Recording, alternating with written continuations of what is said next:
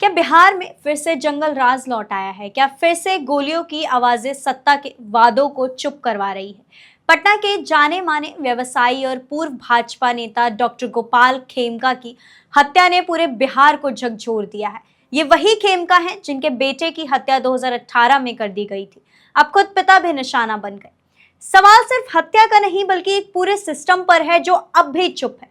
नमस्कार, आप देख रहे हैं द हिंदी टॉप और मैं हूं आपके साथ स्नेहा श्रीवास्तव। आइए जानते हैं कौन थे डॉक्टर गोपाल खेमका। डॉक्टर गोपाल खेमका एक जाने माने उद्योगपति थे। उन्होंने डॉक्टर की पढ़ाई की थी, लेकिन चिकित्सा से आगे बढ़कर उन्होंने शिक्षा, पेट्रोलियम और निर्माण क्षेत्रों में व्यवसाय फैलाया। उनका एक अस्पताल था, एक स्कूल, एक पेट्रोल पंप और एक कार्टन फैक्ट्री। वे बीजेपी से भी जुड़े हुए थे, लेकिन राजनीति में लंबे समय तक सक्रिय नहीं रहे।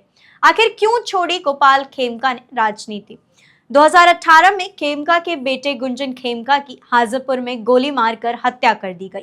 इस घटना ने न सिर्फ परिवार को तोड़ दिया बल्कि गोपाल खेमका को राजनीति से भी पूरी तरह अलग कर दिया। उन्होंने अपने कई व्यापारिक उपक्रम भी बेच दिए थे। अब आइए जानते हैं कि कैसे हुई उनकी हत्या। 4 जुलाई 2025 की रात समय करीब गोपाल खेमका बैंकीपुर क्लब से लौट रहे थे। जैसे ही वह अपनी ट्विन टावर अपार्टमेंट के पास पहुंचे, 2 बाइक सवार बदमाशों ने पास आकर कई गोलियां चलाई। गोपाल खेमका को सिर, सीने और पेट में गोलियां लगी। उन्हें तुरंत नजदीकी रूबन हॉस्पिटल ले जाया गया, लेकिन डॉक्टर्स ने उन्हें मृत घोषित कर दिया। लगातार सीसीटीवी फुटेज खंगाले जा रहे हैं। घटनास्थल से कारतूस बरामद हुए हैं। पुलिस ने एसआईटी यानी विशेष जांच टीम गठित कर दी है। आसपास के संदिग्धों को हिरासत में लेकर पूछताछ जारी है, लेकिन अब तक ना कोई गिरफ्तारी हुई, ना ही हत्या का पुख्ता कारण सामने आया। 2018 का पुराना जख्म अभी तक भरा नहीं था। यह हत्या ऐसे वक्त में हुई जब परिवार अभी तक बेटे की हत्या से उबरा नहीं था।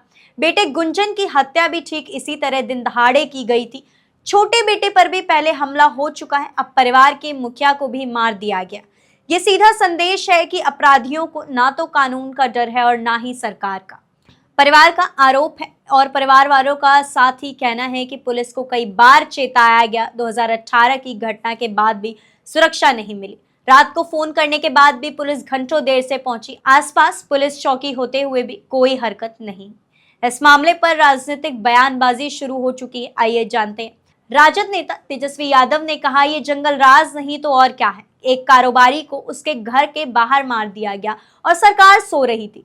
वहीं इस पर जेडीयू का बचाव आया कि हमारी सरकार गंभीर है, एसआईटी बन चुकी है और जल्द ही अपराधी पकड़े जाएंगे। इस घटना के बाद से बिहार की कानून व्यवस्था पर बड़े सवाल खड़े हो गए हैं। पटना जैसी राजधानी शहर में एक हाई प्रोफाइल व्यापारी की सरेआम हत्या, और वो भी तब जब परिवार पहले से हमलों का शिकार रहा है। ऐसे साफ है कि अपराधियों को कोई डर नहीं है। क्या ये अकेली घटना है? हाल के महीने में बिहार में कई हाई प्रोफाइल हत्याएं हुई। हत्या के बाद की गई औपचारिकता पुलिस की सुस्त कार्यशैली को उजागर करती है। सोशल मीडिया पर जस्टिस फॉर खेमका ट्रेंड कर रहा है। लोगों में गुस्सा है कि बेटे के बाद अब बाप भी मारा गया। कौन होगा अगला? स्थानीय व्यापारी संघ ने भी धरने की चेतावनी दी। अब आगे क्या? एसआईटी को 72 घंटे में रिपोर्ट देने का निर्देश दिया गया। शहर में नाकेबंदी और तलाशी अभियान शुरू। डीजीपी ने खुद मामले की निगरानी संभाली। सीबीआई जांच की मांग पर सरकार का कोई रुख साफ नहीं। एक गहरी चुप्पी का नाम न्याय। गोपाल खेमका की कहानी सिर्फ एक हत्या की नहीं, ये कहानी है उस सिस्टम की नाकामी की जो ना अपने नागरिकों को सुरक्षा दे पाया, ना उनके दर्द को समझ पाया और ना ही उनके सवालों का जवाब दे पाया। बेटा गया फिर भी चुप रहे, अब पिता भी नहीं बचे। क्या कोई और गारंटी है कि परिवार में अगला निशाना कौन होगा?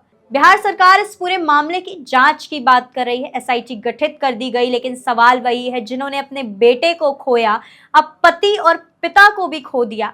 क्या उन्हें सिर्फ जांच की रिपोर्ट चाहिए या फिर उन्हें चाहिए इंसाफ, जो आज भी इस सिस्टम में शायद सबसे मुश्किल बन गया है। ऐसी और जानकारी के लिए आप हमारे चैनल द हिंदी टॉप को सब्सक्राइब कर ले, साथ ही बेल आइकन दबाना मत भूलिएगा। इसके अलावा आप हमें एक्स, फेसबुक और इंस्टाग्राम पर भी फॉलो करें।